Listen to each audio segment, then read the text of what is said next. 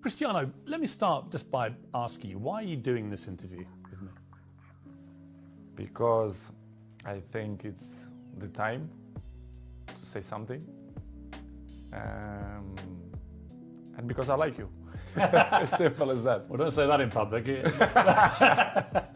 Well, I like you too, and I appreciate it, because I think that you've had to sustain a lot of criticism this year in particular, probably more than at any stage in your career.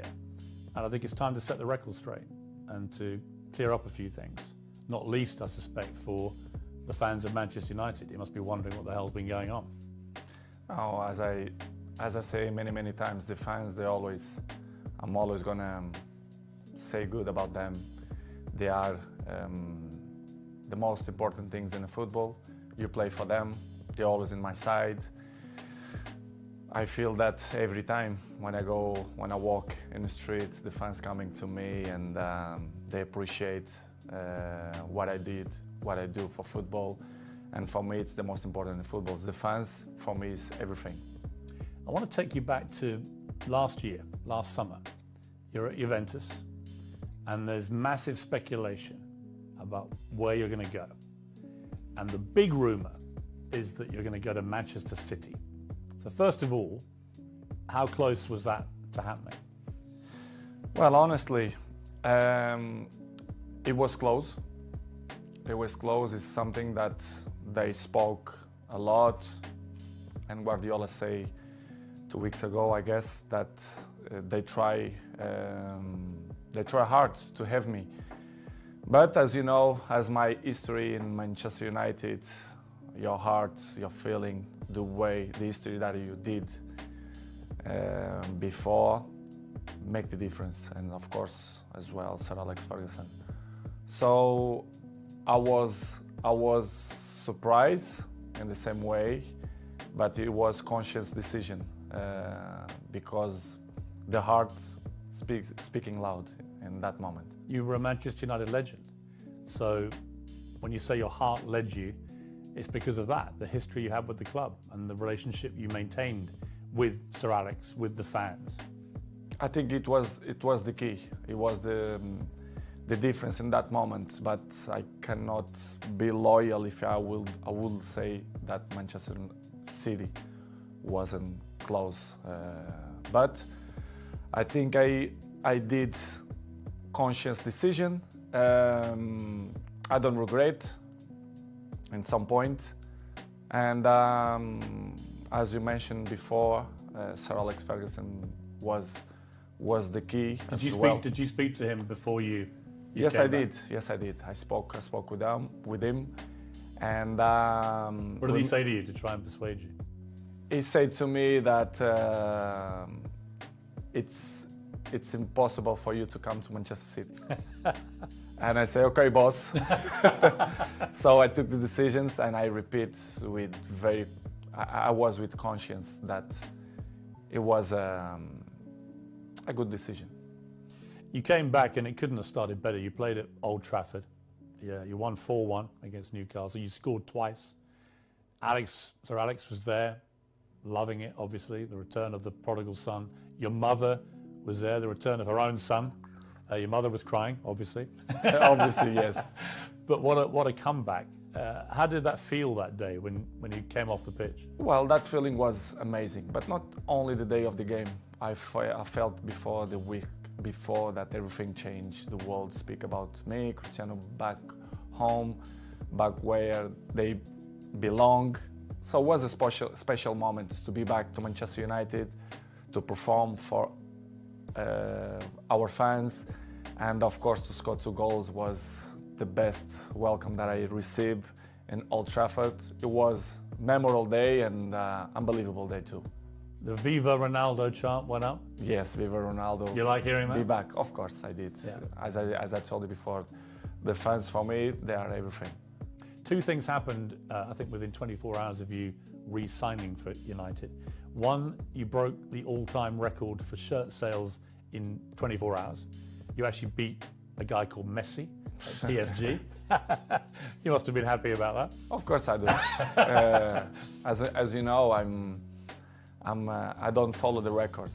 The records follow me. So It's good. Another one in my book. And the other one was the Manchester United tweet announcing that you were rejoining the club, was the most tweeted or most liked tweet, I think, in Twitter history. It's good, as I told you before. It was a good moment. Nobody expect, because things change around, in my opinion, in 72 hours, which is you plan, or they spoke, not only Manchester City but other clubs too, spoke about your name, that you will change Juventus for another club. But Manchester United wasn't there, wasn't in that pot of that teams, but surprised everybody, even me, to be honest. After a few weeks, things weren't going well at Manchester United. The club just wasn't firing, and in the end, Ole Gunnar Solskjaer, the manager, got sacked. And that's within like 2 months of you coming back. What were you feeling about what was going on at United, and what did you feel generally about the club itself and the state that the club was in compared to when you'd been there before? Piers, to be honest, when I signed for Manchester United, I thought everything was changed, because it's 13 years that I changed. I was in Real Madrid 9 years and 3 in Juventus, and when I arrived, I thought everything will be different, you know, the technology, the infrastructures and everything, but I was surprised in a bad way, let's say in that way, because I saw everything was the same. And Manchester, it wasn't in that moment that, as you mentioned, that Ole was sacked. Michael Carrick, he assumed the job for 2 games, Villarreal and Chelsea away, and everything was so fast, but surprised me a lot.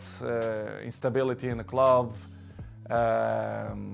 everything was kind of the same that I It hadn't moved on.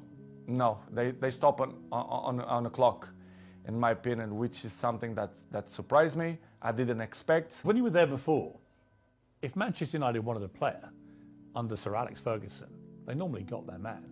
Right now, it's a very different environment. After many years of failure since Sir Alex retired, United weren't getting the top players anymore. So were you surprised by that dynamic changing as well? Because you would have been used before to them, if they wanted top players, they got them. I was surprised. I thought when I signed, that they signed in that year Sancho and Varane plus me, that things will be in the way that Manchester should be. As you mentioned, well, Sir Alex Ferguson left a big gap in the club. Not only Sir Alex Ferguson, but one person that I thought make the difference, David Gill, the president, a very, very good man. And the structure around Sir Alex Ferguson was very important too. I knew that Manchester United wasn't the same, but I don't see that it was so big gap, so big things that go through by the last 10 years. And it was the thing that surprised me more, to be honest. It was little things like even the swimming pool that the players use, the saunas, all these facilities. Nothing had changed since you'd left in 2009. Nothing changed. Surprisingly, not only the pool, the jacuzzi, even the gym. Even some points, the technology, the kitchen, the chefs, which is I appreciate, lovely persons. They stop in a time which it surprised me a lot. I thought I will see different things, as I mentioned before, technology, infrastructure, but unfortunately we see many things that I'm used to see when I was 20, 21, 23, so surprised me a lot.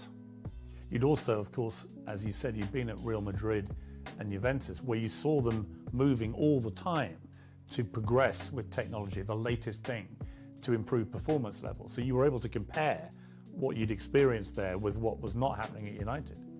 In United, the progress was zero, in my opinion. To compare with Real Madrid and even Juventus, that they follow the recent world. So the technology, especially the terms of training, nutrition, and conditions of eat properly and to recover better than before, surprised me. Manchester right now, to compare with that club, I think it's behind, in my opinion, which is something that surprised me. A club with this dimension should be in the top of the tree, in my opinion, and they are not. Unfortunately, they are not in that level, but I hope the next years they can reach to be in a top level.